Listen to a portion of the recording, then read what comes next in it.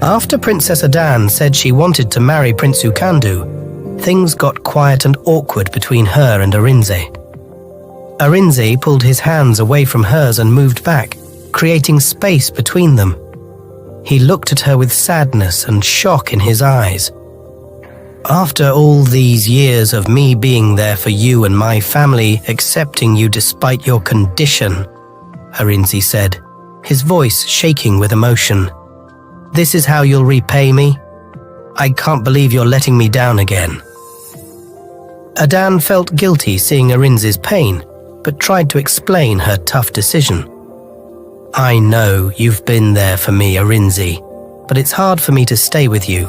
I'm royalty, and I have to marry someone of the same status to honor my family's legacy. Please try to understand." She continued, hoping he would understand. "The prince promised to bless you and give a big sum of money to you and your family. He'll build a big house with guards and servants. I think that's a good reward for what you've done for me."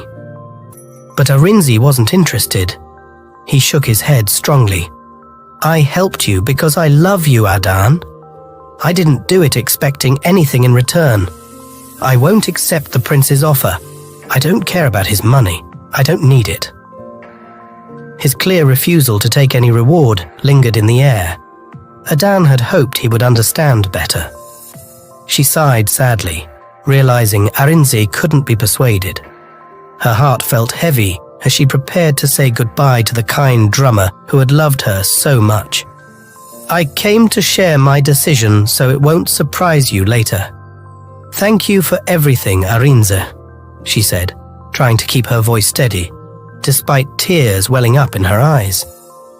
She stood up slowly and began to walk away, leaving Arinze heartbroken in their once special meeting place in the forest grove. He watched her go, feeling a mix of sadness, anger, and betrayal coursing through him. Arinze had always accepted Princess Adan despite her struggles with the curse. But now, her choice to marry the wealthy prince solely for status and riches hurt him deeply. He wondered if all their years together, all the challenges they had faced side by side, meant nothing to her in the end. Everywhere he looked, there were reminders of the life they planned in this hidden paradise, away from royal duties. But those dreams were now shattered by Adan's choice of wealth and status over true love.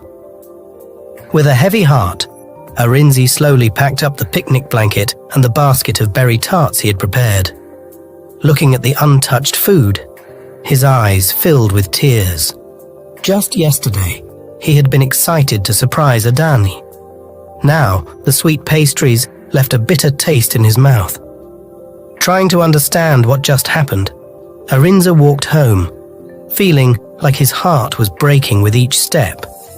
He kept replaying their talk in his head, trying to find any sign that Adan's feelings had changed, that maybe she never really loved him. But he couldn't find any answers, only more hurt and confusion. As he got closer to the village, Arinze dreaded having to tell his father, Chief Uzo, about what happened. The kind healer had supported their relationship, and now Arinze had to admit that Adan chose wealth over their love. He pictured the disappointment on his father's face, and it made him shudder. Chief Uzo had put a lot of trust in Princess Adan, even doing rituals to lift her curse. Knowing she turned her back on that hard-won freedom would crush him. But Arinze knew he couldn't keep such a big, life-changing event from his father. He owed it to Chief Uzo and himself to share the whole truth about what happened in the forest grove. Maybe his wise father could help him understand Adan's confusing decision, or at least offer a sympathetic ear and some ancestral wisdom to ease Arinze's heartache. Either way, facing this alone wasn't an option. As Arinze got to his father's herbal hut, Chief Uzo sensed his son's distress right away. The village healer hurried out and hugged Arinze, his face showing concern. "My son, what's bothering you? Chief Uzo asked gently, holding Arinze at arm's length to look at him. Arinze took a deep breath. Saying the words out loud made it even more painful. Father, Princess Adan chose to marry Prince Ukandu instead of me. Chief Uzo looked shocked, but he stayed silent, letting Arinze continue. Arinze felt grateful for his father's patience and wisdom. The prince offered a lot of money and even a big house with servants for our family if Adan married him. Arinze explained, his voice full of pain. But I refused his offer. I didn't do things for her expecting to get something in return. Tears filled Arinze's eyes as he remembered their talk in the forest. My love for the princess was pure and unwavering. Doesn't she care about that after everything we've been through? Chief Uzo hugged his upset son, letting him share his pain and anger. The old healer stayed quiet for a while, gently stroking Arinze's hair like he did when Arinze was a child. Finally, he spoke calmly. I'm sad and angry about the princess's choice too, my son. You gave her your whole heart during her troubles. To have that love rejected for material things is a big insult. Arinze nodded, more tears falling at his father's words. At least Chief Uzo understood how hurt and betrayed he felt. But then Chief Uzo continued, but we have to handle this with maturity, considering our respected positions. Arinze looked at his father in surprise.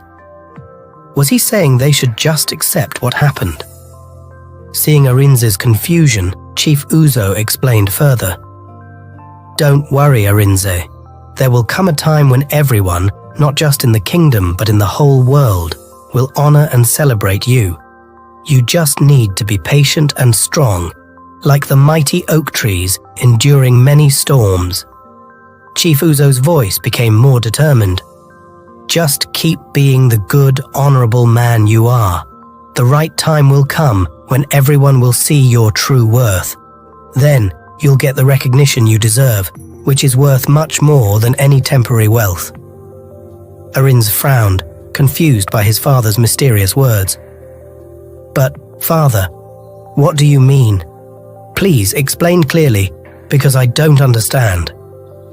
Chief Uzo smiled kindly and put his hand on Arinze's shoulder. Don't worry, my child. When the right time comes, you'll know it for sure. Until then, trust in the wisdom of our ancestors. They've always guided us well. Though still puzzled, Arinze had complete faith in his father's wisdom. He nodded slowly, feeling some hope rising inside him again despite the pain from Adan's rejection. Maybe there was more to this situation than he could see right now. Chief Uzo seemed to sense some greater plan or destiny for Arinze. So, he decided to follow his father's advice and be patient through this tough time. Thank you, Father. Your words give me comfort, even if I don't fully understand them yet, Arinze said, hugging his father tightly. I'll try to stay brave and move forward, just like you said. Chief Uzo smiled proudly and hugged his son back. As the evening shadows grew longer, they found solace in their strong bond and the unseen powers that watched over them. Chief Uzo nodded. That's my brave son. Now let's make some calming tea from willow bark. You've had a tough day. Meanwhile, Princess Adan continued her plans and kept getting closer to Prince Ukandu. She met her father, King Chukwuemeka, to tell him about her decision. Father, I've already told Arinze about my plans to marry Prince Ukandu, Adan said firmly. The king wasn't happy to hear this. He reminded his daughter of what he'd said before. Didn't I tell you to wait and let things happen naturally? Why are you rushing into this? And why are you throwing away the love and support Arinze gave you all this time? King Chukwuemeka sighed deeply. I can't force you to marry someone you don't want to, and I won't take away your rights as a princess. But, he looked at Adan seriously, our ancestors will see that I don't agree with your choice to leave the man who stood by you through everything. But Adan didn't listen to her father's words. Still somewhat spoiled and not fully learning from her mistakes, she went ahead with her plans to marry Prince Ukandu, even though her father didn't approve. She was attracted to his wealth and status, not seeing Arinze's true love. In the following weeks, Ukandu's people came and did all the necessary wedding ceremonies, paying Adan's full bride price to King Chukwuemeka. The preparations for the royal wedding began, and it was a big, showy event attended by nobles from all 5 kingdoms. As the ceremonies started, Arinze made the hard decision to watch from the back of the crowd, to see for himself that this was really happening. His heart broke as he watched the woman he loved exchange vows and sacred rituals with the arrogant prince. People all around him whispered and gave him pitying looks, fully aware of the painful situation. Some shook their heads, unable to believe that Princess Adan would give up a love as pure as Arinze's for the lure of wealth. But Arinze stayed strong, determined not to let strangers see him completely fall apart. He watched without showing much emotion until the newlywed couple left amidst flower petals and cheers. Only then did Arinze let a few tears silently slide down his cheeks. He turned away, trying to keep his head high despite the heavy weight on his heart. Walking slowly through the emptying streets, Arinze felt completely alone until a gentle hand on his shoulder stopped him. He turned to see King Chukwuemeka looking at him with deep sadness and sympathy. "My son," the king began, struggling for words. He sighed deeply. "I wish there was something I could have done to stop this day. You deserved better than this unfairness." Arinze shook his head, his eyes shining with unshed tears. "This was the princess's choice, my king. Maybe she was never truly mine to keep in the first place." King Chukwuemeka put a comforting hand on Arinze's arm. "Don't give up on that belief just yet, young man. My daughter might have been blinded for a while, but I believe her heart will eventually find its way back to the path of truth." The tired king followed Arinze away from curious eyes and gossiping mouths. They walked in silence for a while, lost in their own painful thoughts. As they got closer to Arinze's small, simple hut, the king spoke again. "You know, when Chief Uzo brought you into our lives all those years ago, I felt like there was something special about you." Arinze looked at him with confusion. King Chukwuemeka smiled sadly.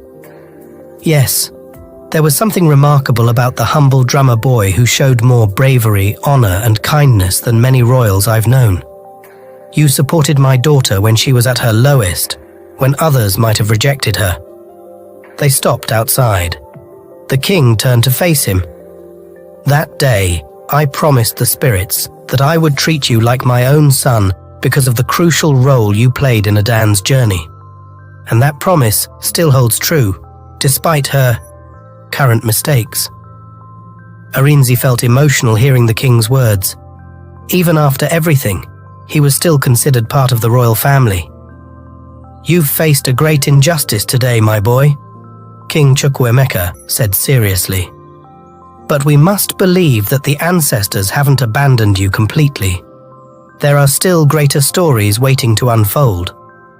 The king reached out and hugged Arinze warmly, letting him finally cry out his grief against his shoulder. They stood like that for a while, sharing their sorrow over the princess's decisions. When Arinze managed to calm down a bit, the king held him with a proud look. "You've shown amazing dignity and grace through all this. Remember, heavenly forces notice people like you, even when the world doesn't see your admirable spirit." With that, King Chukwuemeka gave Arinze's shoulder a comforting squeeze before heading back to the palace.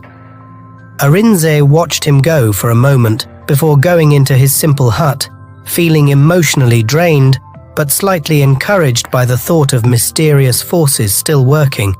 Arinze realized that although he lost the princess, he gained something precious, a father figure who saw his true worth beyond his common status. It was a small comfort, but it gave him a bit of strength to face the uncertain future ahead. When he got home, Chief Uzo was waiting outside, knowing Arinze might need comfort after such a tough time. As soon as Arinze was close enough, the healer hugged him tightly like a father. They stood like that for a while, Uzo letting Arinze find some solace in the embrace. He could feel his son's body shaking with held-back sorrow. Finally, Uzo held Arinze's face in his hands and looked into his tear-filled eyes. "My son, your heart has been through a lot, but don't lose hope or faith in the bigger plan." Arinze tried to speak, but the pain and confusion made it impossible.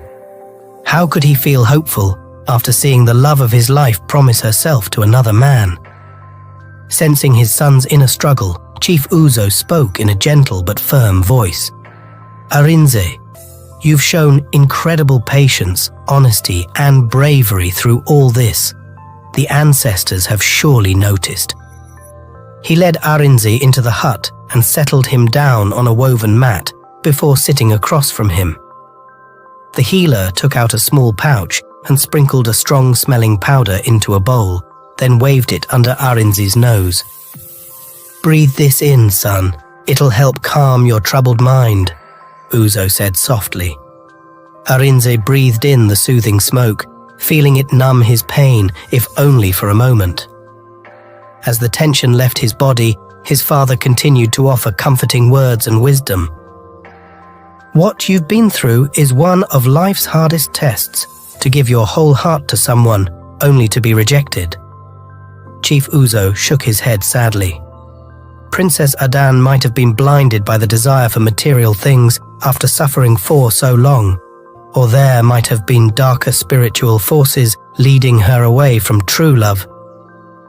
Regardless of the reasons, you need to let go of the anger, resentment, and sadness in your heart, Uzo said, patting his son's knee. "Otherwise, those feelings will eat away at you like a chronic illness." Arinze finally spoke, his voice sounding defeated. "How can I let go of the pain, father? Adan meant everything to me. She was my whole world. Without her, what future do I have?" The healer's expression turned determined. "Arinze, there's always a future and a purpose for those who've suffered greatly. The ancestors wouldn't let you go through this tough time without a reason." Chief Uzo said, "You should rest now and try to sleep. We can talk more later." He took a small pouch and sprinkled a strong-smelling powder from it. Chief Uzo waved it under Arinze's nose. The smell made Arinze feel sleepy, and he fell into a deep sleep. 3 years later, Princess Adan and Prince Ukandu were married and had a son named Chike. One day, shocking news spread across the 5 kingdoms. The High King, who ruled over all the kingdoms and was Prince Ukandu's father, had gotten terribly sick. Despite the best healer's efforts, the High King couldn't beat the illness and sadly passed away. This sad news quickly reached all the kingdoms. Kings, chiefs, and councils were told about the terrible loss of their supreme ruler. A time of great sadness was announced throughout the lands. Nobility from all over the 5 kingdoms traveled to the capital to say their final goodbyes. After days of mourning and funeral ceremonies, the High King was laid to rest according to ancient customs. Now, there was no king to rule. But tradition said that exactly 7 days after the king's death, his eldest son must be crowned as the new ruler to govern all the kingdoms. As the 7th day approached, kings and important people from all 5 realms went to the old ceremonial grounds where the coronation would take place. Princess Adan was thrilled that her dream of Ukandu becoming the High King was coming true. Ukandu was also happy to become the supreme ruler he had been prepared for. On the special day, crowds gathered from all over to see the important coronation event. Chiefs, priests, and noble people arrived dressed in their best clothes. Princess Adan watched eagerly as the priests started the complicated rituals and chants. When they finished, the head priest asked Prince Ukandu to come forward.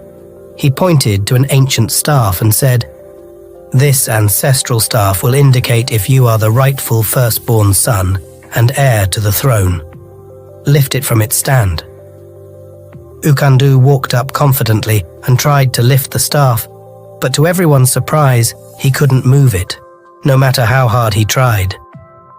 People whispered in confusion as Ukandu struggled. Princess Adan cried, realizing something was wrong. Ukandu told everyone to stay calm as he kept trying, but the staff wouldn't budge. Finally, the head priest quieted the crowd. "Prince Ukandu, it seems the gods have decided. You aren't meant to be the king." Ukandu argued, but the priest continued, "I already knew you weren't the true firstborn son, but I waited for this test to show it to everyone." The crowd got louder as Ukandu denied it, but it was clear from the test that something bigger was happening. Even though Ukandu had been prepared to be the king, the gods had other plans. The head priest quieted the crowd again. "Don't fight it, Prince. The spirits have decided.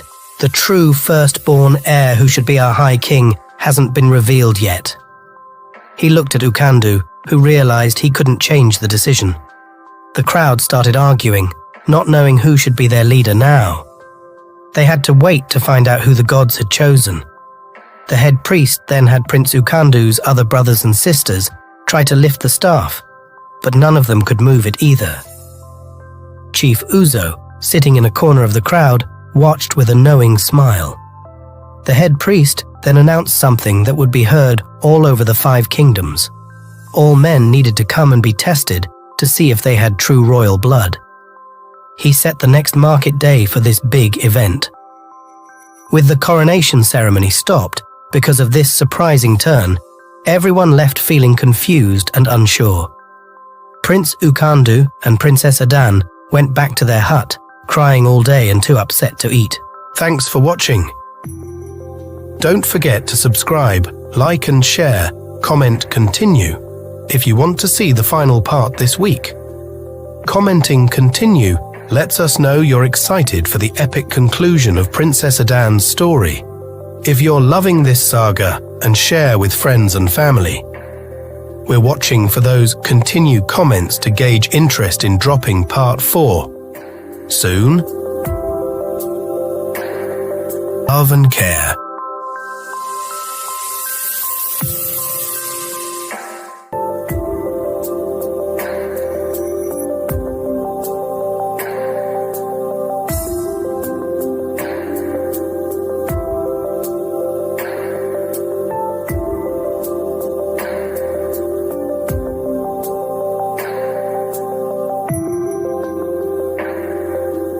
Love and care.